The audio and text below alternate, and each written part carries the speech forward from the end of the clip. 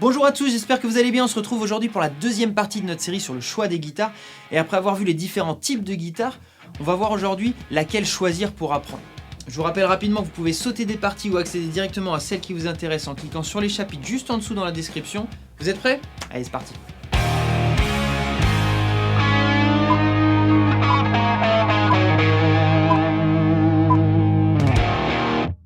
Bon, comme d'habitude, je vais vous donner un point de vue basé sur mon expérience personnelle et sur tous les différents profils d'élèves que j'ai eu. On va reprendre les trois grands types de guitares. Si vous les connaissez pas, je vous invite à jeter un coup d'œil à la vidéo précédente. Je vous mets le lien juste ici. Et on va en présenter tous les avantages et les inconvénients. Mais avant de se lancer, j'aimerais vous donner un conseil qu'on approfondira dans la prochaine vidéo.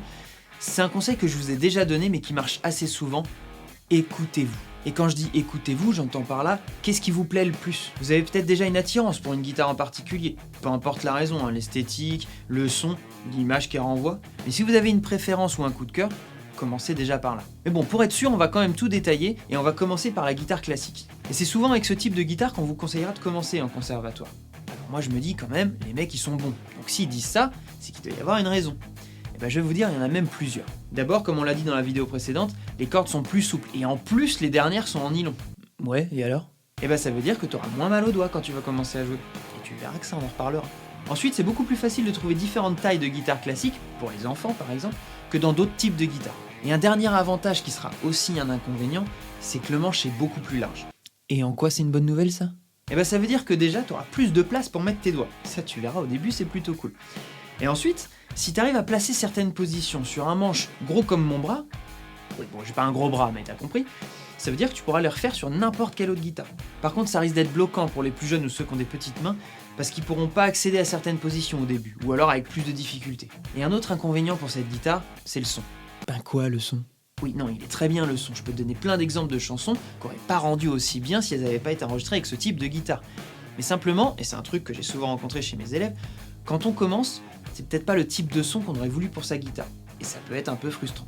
Ça m'est souvent arrivé d'entendre mes élèves me dire « Ouais, elle est trop belle ta guitare et le son est trop cool ».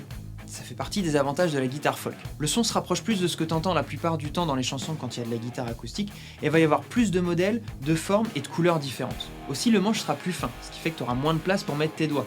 Ça complique un peu la chose, même si t'as pas des gros doigts, mais ça te permettra d'accéder à certaines positions plus facilement que sur une guitare classique. Donc tu vois, finalement, cette histoire de largeur de manche, ça va avoir autant d'avantages que d'inconvénients, et ça dépendra vraiment de toi. Par contre, étant donné que les cordes sont en acier et plus tendues, elles font beaucoup plus mal aux doigts. Voilà les différences principales entre les deux types de guitares acoustiques.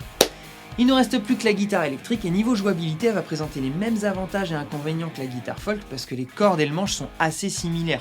À ceci près que les cordes d'une guitare électrique sont généralement moins tendues et donc un peu plus faciles à jouer. Mais c'est pas tout, un autre avantage de la guitare électrique, c'est que si tu la branches pas à un ampli, elle fera beaucoup moins de bruit qu'une guitare folk ou classique. Et ouais, parce que souviens-toi, il n'y a pas de caisse de résonance, donc le seul bruit que tu entendras, ça sera celui des cordes. Je pense aussi qu'on peut dire sans trop s'avancer qu'il y a encore plus de modèles, de formes et de couleurs différentes que pour les guitares folk. Et le dernier avantage qu'on peut trouver pour ce genre de guitare, c'est qu'elles sont hyper polyvalentes, puisqu'en les branchant, tu peux faire pratiquement tous les sons que tu veux.